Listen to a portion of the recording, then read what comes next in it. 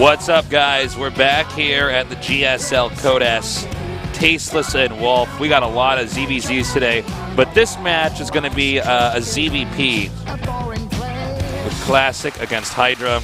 You can already see in the booth, Hydra's energy is emitting like a DBZ character, making that poster in the back shake. His aura. He's been in Code S twice. He's 8-4 in WCS in matches, and this guy had a very rough start to Pro League, but he's been looking better and better there. And I think he's definitely got the skill to be a top Zerg. He's not there yet, but if he wins in this group, if he gets out, then I think a lot of people are going to respect him a lot more. Obviously, a lot of people respect him for his StarCraft I career, but in SC2, he hasn't quite gotten it yet. And here's his opponent, Classic. Classic knocked out in the round of 16 last season. Actually a very, very good player. And that's actually the same keyboard style that Silky uses, the gold keys. Yeah, both on the same team, so they might have worked together on getting that one out. Their team is so baller, those are actual just little gold bars that he's pressing down on. Seems that way. Yeah. Well, he's been in Code S twice as well, and definitely a lot more accomplished these days, I would say, in Pro League than a player like Hydra. So I think he's the favorite here, for sure. Yeah, no, I think Classic should get out of the group. I'm still banking on Life and Classic, but Hydra could take it. And, I mean, Rogue is very good. I just feel like he's overshadowed by these other guys. Our map's going to be Way Station. Yeah, now if it's short positions, Classic is going to love that. But if it's long positions, Hydra's going to be pretty happy. This is our funny map that we have in the GSL where there's two different maps basically in one. Yeah, I mean, to explain that, if you guys aren't familiar with this, if you haven't been following the StarCraft II in the past few months and are back into this, there's 4 starting locations, but if you can only spawn, the players can only spawn top left, bottom right, or they can only spawn bottom left, top right. Did I do that correctly? I don't know. Top left, bottom right, or bottom left, top right? Top left, bottom right, or bottom left, top right. Yes. All right, we're going to go into this match here. Game number 1 in our best of 3. Best of 3 number 2, I should say, here at the GSL.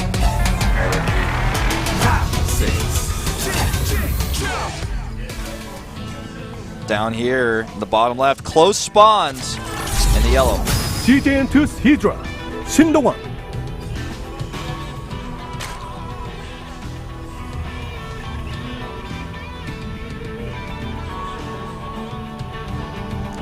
And in the upper right, the only Protoss player today. SK Telecom T1 Classic, 김도.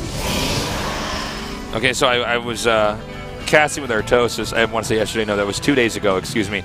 I was casting with Artie McTosis. Yeah. And I was telling him about this dream I had. Was this the fabled Fabutaste dream? Yeah, I had a dream, guys, that I changed my ID to Fabutaste, like the merging of fabulous and tasteless.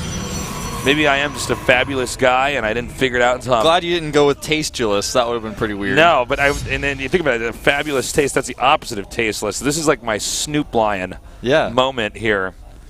Is I dreamt I was Fabutaste, and I woke up and I was laughing in my sleep because it was, for some reason, that seemed much funnier to me in my sleep. I occasionally have this where I'm dreaming and I think of something's really funny, and then I wake up and I'm like, no, that wasn't really funny. That only made sense in my.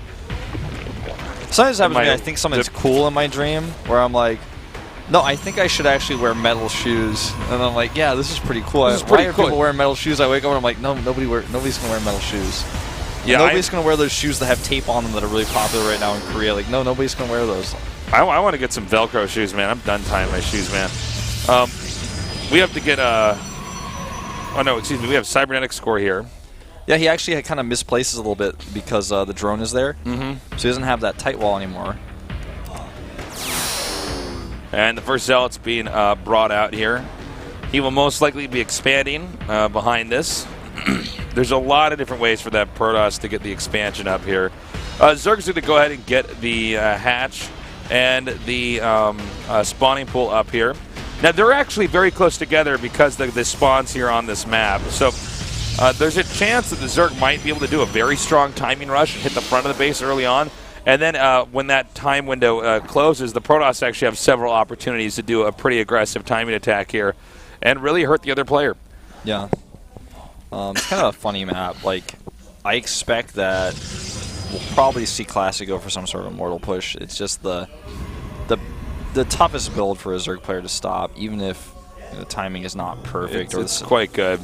I mean, we have 8 Lings, by the way, hatching out here. Yeah, he knows the Cyber Core is a bit misplaced, so he might try to capitalize on that and just run in there and get a scout off, and maybe kill some drones, or rather some probes.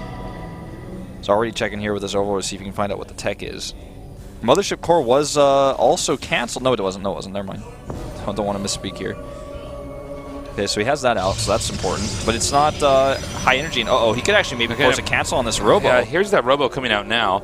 We're going to have a Stalker out here. He's going to get that wall up. He's going to get that wall. He gets in there. Oh, there they go. And they're going to run right into that main base and start causing trouble. 6 more Lings as a follow-up to this as he takes the 3rd base. Okay, he does get... No, he does not get that probe. Excuse me. Now going for this pylon. The Mothership Core try to zone them back, make them actually run more than he would want them to, so they're doing less damage. And there's Ling speed, making these Lings much more deadly. And I like the perfect tight wall in there for Classic. He doesn't want to take any more risks. Exactly. Oh, great force field here. That was a sick move. Yeah. And with the reinforcing Lings having that extra speed boost, they're going to get here pretty quickly, but that tight wall prevents them from getting inside and causing any trouble for now. Unfortunately, though, he doesn't really have much of an answer for these Lings now breaking at his Robo. Actually, he's going to get the Robo. This is a disaster. I think he might end up losing his position on the low ground here. Now, he walls in over there. They'll have the Nexus cannon here on the Nexus, so if the Lings do opt to go down there, I don't know if they will. I think he's just going to there he is. Kill this probe and then just sit back for a minute, because there's not much he can pick off. I mean, he might get his pylon too. And could have considered going for the sentries. Decides not to. Well, he getting the Robo Bay is what's key there. Yeah. The Immortals are, think about it, an Immortal already would have been out. He would have been starting a second one. Instead, he's restarting that robotics facility, which really screws up the timing. So Hydra just making more Lings here and Roaches. It looks like he's confident that in the next attack here, he can actually run over his opponent. I think he probably can, because this is a pretty tough situation mining-wise. He only has 2 gases, and he's trying to get his tech up. Of course, the Overlord does go down. That hurts, but he doesn't have that many sentries. He only has 4, and some of them already used some of their energy earlier. So, to make more sentries cost more gas, which means he's not going to have Immortals out much likely. Very, very few of them, as to say. Depending on how he wants to time his attack out, because he's going into Lair now, so it's going to be with Roach speed. And it also may just be that he's wanting to get this up just in case the attack comes here in a different variation. He wants to be ready for that too. Yeah, I mean, that's a possibility. I mean, if you were going to attack, I mean, you're going to get this many units. It's not like they can go around you as Protoss. Oh, this is bad, though. I can't believe that force field actually got all those sentries in there like that. I can't believe that. But at the same time, yeah, okay, that was 3 sentries. The power of Protoss Tasis. They were stacked on top of each other, man, like sardines, man. But he had to use all that energy, so even though he saves them, it hurts. Okay, he's going to go for the island base. Oh, this is annoying. There's no Overlord here. Yeah. And in fact, if that Overlord had been on the base, could have blocked it. I think he's going to go try for that now. No, he moved it like just a little bit. Okay, so now he's coming up here with the Roaches. I believe he does not have a single Immortal out. He's actually making his first one because, yeah, he could, well, of course, because he did make that Warp Prism. And that's 400 minerals missing from the defense here that he just dropped into a Nexus. And this is a lot of units at his front door, but it's not a massive commitment. Double Stargate goes up. The thing is that I think he might just lose here, man. I mean, remember, all that Sentry energy was spent. Yeah, he has no cannons. He has no Forge even. That's the last force that we're going to see here, and he's going to get a pylon here and just be able to walk through anyways. There's the Immortal. And the Nexus cannon is up, and he keeps most of these units alive, and I think he's going to be okay. He's making a dozen Lings and 3 Hydras. He's continuing to upgrade, and yeah, it is a double Stargate build here. That was spotted, though. The double Stargate play is hinged a bit on the element of surprise. There's a Warp Prism Harass coming in over here, really punishing the Zerg for being too aggressive. Hey, you know what? Actually, Hydra's starting to fall apart here a little bit. Yeah. He's losing too many units. He doesn't have a forward position on the map. He sees the 3rd base that's on the island, but he can't do anything about it without a Nidus, which he doesn't have, or Overlord drops, which he doesn't want to spend money on. I don't like it anymore for Hydra because he's also pretty drone light. It's 50 probes to 45 drones. You will need to send the Warp Prism back to ferry some of those probes over to the island. He is going to have 9 more drones popping out here, but let's see how the Stargate tech fares for him. He's going for Phoenixes here. He's probably trying to get as much harass up as possible, and then go for Colossi with the Thermal Lance. Now, this is something that Zerg can just sit on. I'm sorry, excuse me, the Protoss can just sit on. Oh, nice. Last second gooping there. This is just not enough units here. Only 4 Hydras with this group of Roaches. It's good forces. Okay, here the rest come. You know, but he can just tear down this this entrance. I mean, this is just, that's -1 gateway here. This is minus a pylon. Yeah, it's starting to actually add up with the rest of these units joining up together. The 3 cannons coming up. He forces 450 more minerals to be spent and walks away, saving his units. Also seeing this Warp Prism, he's probably considering hightailing it home because he doesn't want this to do any massive damage. The Warp Prism is so low, down to 5 hit points. Imagine if the Warp Prism died earlier, and then you just couldn't have even taken the probes over to the island or anything. That would have been bad. That would have been like the end of his build. It would have just ended there. Well, the Colossus is about to pop out. Hydra's going to go for the Spire route now. Okay, he recalled the probes instead of using the Warp Prism, so never mind what I was saying earlier. That's a nice move there, too. One way he can use this. I mean, he's not... You know, you can see the Zerg slowed down on the attacks a little bit there, so yeah. You know, he doesn't need to worry as much about a mothership or Nexus cannon being thrown down there. Now we have 2 extractors coming down here in the bottom right. The Phoenixes give him a lot of support, a lot of flexibility for how he holds that island. You know, Mutalisks aren't going to be as big of a problem for a while, but the Corruptors are coming out, and he needs to be aware of that. These Phoenixes are going to go over here and identify this pretty soon, I would say. And yeah, going into Void Rays, so triple Stargate going to help hold that island. This Warp Prism is so dead. There's no way it's getting out of here. Wow, okay, so Hydra really in control now. Because of the position the Protoss is in, he can't really move around that much. I mean, yeah, Phoenixes could poke around the map, but the army he's making back at home cannot move out until he gets a lot more, you know, this perfect death ball built up. So Zerg gets map control. Zerg got that 4th base up easily, and the extractors are done, so he's going to be able to get a lot of gas here. That means a lot of mutas, Wolf. And, you know, with him having this many mutas and then he gets Corruptors with that, there's not a lot that he can really do to have any presence on the map. The Classic can do to have any presence on the map, I should say. Yeah.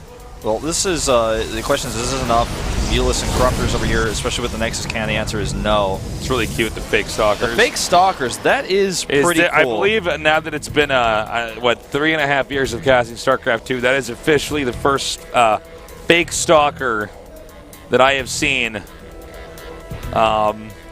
used it in a pro match. So we have the mutas out now with the Corruptors, continuing to move around. Now, this does keep Classic stuck back at home. Classic, remember, he just lost that Warp Prism. He doesn't have a lot of map presence. But he doesn't have any map presence right now. And also, Hydra's got a really nice spread here. Overlord's all over the map, spotting for everything.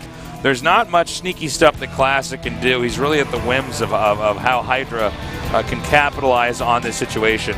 The 3rd base being an island limits him in so many ways because he can't take his... This map is tough to take a 3rd base on as the defending player against somebody who has a mobile army like this Mutalisk Corruptor army. So if he goes to defend his 3rd base, then the island is exposed. So, you know, if you keep that in mind, things can get a bit out of hand when he tries to take that 4th base. So if he gets stuck on 3 bases forever, and Hydra ends up building the better army here with the better amount of Corruptors, it's hard for him to switch out of the tech he's on just 3 bases. And so he's going to eventually want to take that 4th, but it's not going to be an easy task here. No, it's going to be very tough. We see now Hydra going to hunker down here. I wonder if he might take the island actually later on. He might. It's definitely an option. You know, if he goes for a Nidus, he could take that easily, or even just Overlord drops. Could be useful later on in the game anyways. The Phoenix is over here to try to escort that Warp Prism home. He does have that range upgrade now, so with the way the lasers link, if you can isolate one Corruptor like this, you can actually pick it off. People are figuring out how to do this, and he's going to kill it. In a straight-up fight, the Corruptors win this, but if you can just keep linking your lasers on one Corruptor, you will take it out. This is tricky to micro here. It requires a lot of attention just on that army, or that fleet there.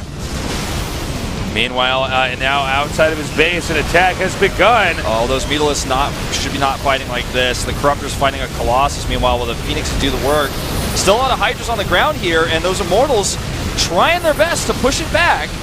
Needs a few more weapons. Presence here on the ground. Now the Corruptors are cleaned up.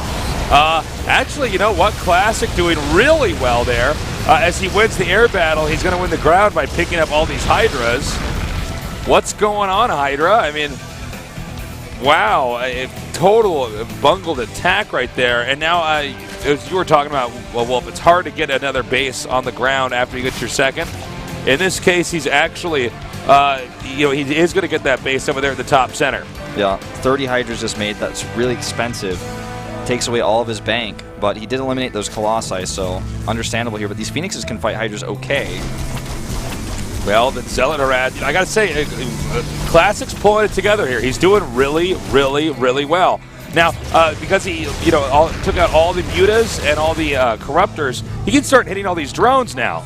All he has to do is be careful and be safe against attacks like this. But this is a serious army coming up here from Hydra, and he does not have much to help out here. He might need to back up even more. This is a huge attack. It's coming in here. There's a lot of Phoenixes. He's going to try to lift these Hydras up one by one. And the second Colossus does come out here. He needs to micro those back against the Roaches. The first one will fall here. The Phoenix is buying a lot of time. But this Zerg army just seems to be overwhelming right now, Tasteless. Yeah, he's coming up now. He's hitting hard.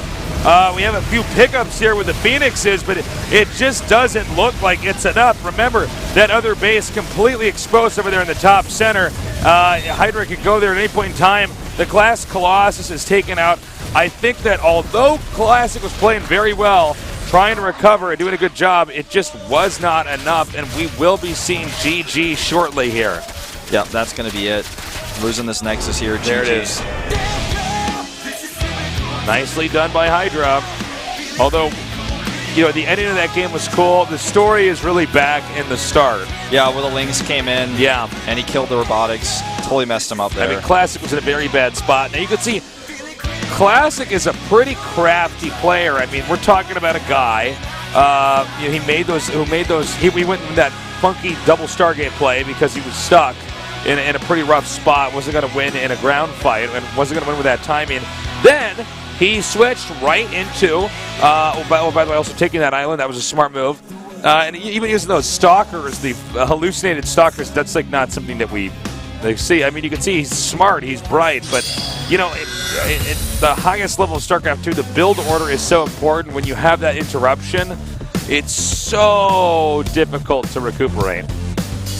Well, Alterzim is the map pick here. He wants to play the late game again with air, it looks like. That's what we see in Protoss versus Zerg on this map. And it's the biggest map in the pool by far. One of the biggest maps we've had in a long time, in fact. And Hydra's a player who oftentimes makes his career, makes his wins off of timings and being aggressive. So I like the pick for Classic, just taking a look at how these two like to play the matchup. I like this song also. I like this song too, man. Actually, BK's done a great job picking all of our songs for this season of Code S. Well, Ultra Team Stronghold it is. I think the Classic is more than aware that the crux of the loss in that last game was not being in control of the early game. We don't even know what would have happened had he simply had a good, nice, tight wall and held that. But Hydra identified that he could get over there with the Ling and start to punish him. He's saying, okay, you didn't forge expand, you're doing this a little bit differently. I can't hurt you because you don't have the buildings there in the right spots in time to defend. Now, game number 2 here is ready between these two. Right now, Hydra is up 1 game. Can Classic turn this around? We're going to find out soon. The winner of this best of 3 goes on to the winner's match here in the GSL Code S.